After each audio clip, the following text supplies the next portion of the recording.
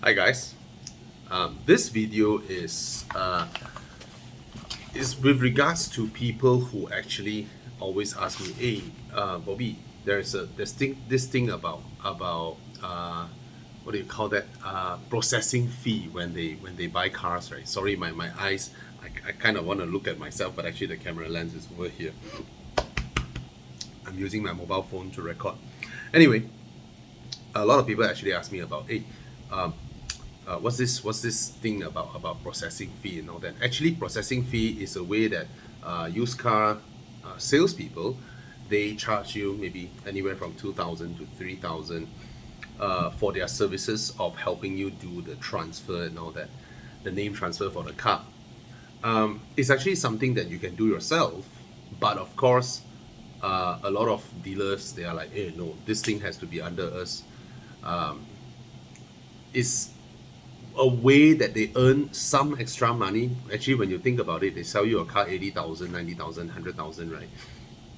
It's just about 2K more profit for them. And used cars are not so profitable like they used to be. All right.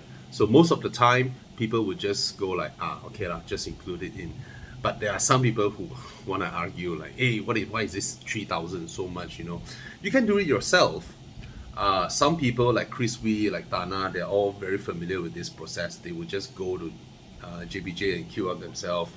So today I just want to tell you a little bit about the processes, but my case is a little bit different because this is not private to private car sale.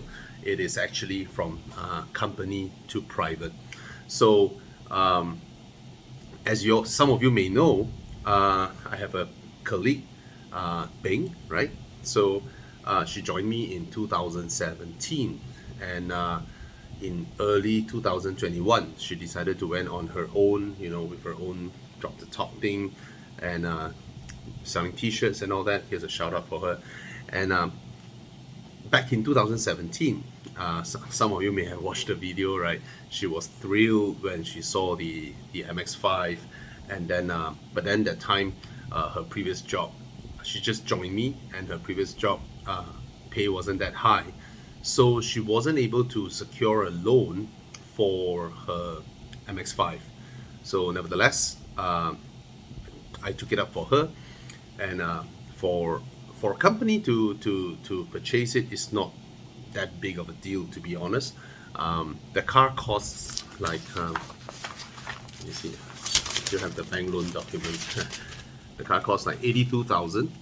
All right, and then of course it's a two-door car, so there is like close to 30% of down payment, and then the loan is actually 56,000, and then based on the lending rate of 3.8%, because it's not a new car, right? And it was based on the rates back then, and the interest amount is like 12,700 plus. So all in, it is a 68,000 loan that has to be sort of divided over the years. So over 72 months, and then the 72 months, and then per month installment is like 900 plus. All right. So back then, actually, I wanted to see whether she has the courage to pursue something she really like. So I kept quiet at first, and then when she decided to go for it, blah blah and all that, I actually gave her a raise of 1,000 ringgit to cover the installment, because I want my team members to pursue what they dream of. Same like Con, when he joined me, he was having this mindset that, oh, okay, I buy a new Waja, and then when I need the next car, I buy a new Persona. Whereas always in his dreams, in his mind, is I want to park a BMW E39 on my driveway. That was Con's dream, but it is also something that he never really dared to pursue. So I'm always the guy who racun people, like go for it, don't worry, go for it, and eventually he got not just one but two, right? Anyway, back to this. So think about it this way. Back then, her budget, I did ask her like, you're driving a Viva now, so what is your possible next car? She's like, oh, maybe a City or a Vios. I said, yeah, okay, that's nice, but what do you really like? And she said, oh, that two-door Mazda, the roof that can open, is it called a Miata or something? And I was like, yeah. And then I searched Muda, I searched Muda, and I was like, see? And then she was like, I didn't know it's only about 80,000. I was like, yeah, exactly. And then she goes like, some people just tend to put it back into their little chamber of one day. And then I made the phone call right in front. I was like, are you free to meet up? Blah, blah, blah, blah. And then when I meet up, and of course there's a video, she fell in love with it immediately. Anyway, so can you imagine if she were to buy a four-door sedan back then, right? If it were a four-door sedan, by now the car would be worth, I don't know, 30, 40 grand, right? But what is the value of an NC Miata now, MX-5? Close to 100. She actually made money off it, right? So now the car was purchased at 80,000, but now it's worth 100 after so many years. Nevertheless, it's been a few years, quite a few years, and recently she decided to pay off the car in full, and the remaining payment is like 18, so the car is still under our company name. So a very straightforward process. I went and asked the bank how much is the remaining, or 18 plus. Then I paid it off, and then she paid me back. All right, so it's a very straightforward process. Now once that is done, now here comes the troublesome part. It's actually pretty troublesome for a company to dispose, just the whole stack of documents. You see that? That's my wife's name anyway. Disposal of motor vehicle.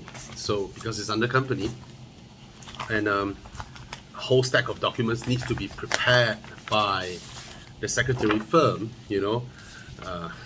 slips like that, and then director's resolution to pass, and then what is this? And this is for when we go to JPJ. I need the all the forms, the company forms to verify, the directors' shareholding, and all needs to be CTC. Okay, maybe there is a faster process, but that's all I know from asking around, yeah, a lot of forms,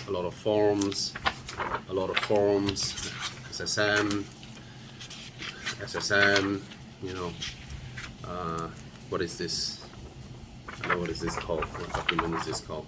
Anyway, all these documents need to be prepared, and then for when the name transfer process begins, and then she will have to bring her car to Puspacom to get a seal of approval of inspection. So once this is done, the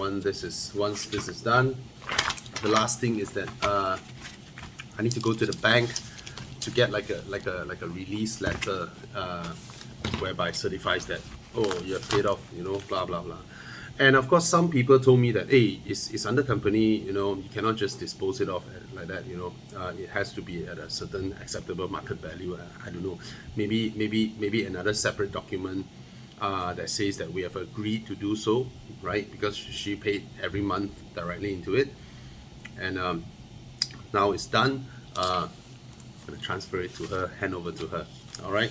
So yeah, quite a lot of work, and I guess it's worthwhile, right? Because she made money in the end, right? So if you buy the right car, you don't lose money. So yeah, so this is for us, but for private, it's straightforward. You see, the process whereby we did the inspection. Once the inspection is done, the buyer and seller, this is for private buying, right? The buyer and seller actually go to JPJ. Both of you thumbprint, you thumbprint to acknowledge that you're releasing the car. The other buyer thumbprint, then it's done. For companies, all these documents are needed, and have to go to JPJ as well. Usually, I don't like dealing with all this because I just don't see spending my time being worthwhile to run all these things. It is just a waste of my time. Usually, whenever I do whatever with JPJ, I'll just use a runner. So using a runner, I think would be easier. But of course, I need an authorization letter to inform that this person under this name, this IC, is a representative of this company, certified by these directors, signed and all that, that they can represent on behalf to get all these things settled. So I hope this explains a little bit about this whole transfer process. Actually, when you go JPJ, right, you see a lot of people with sling bags standing out there, right? These are runners.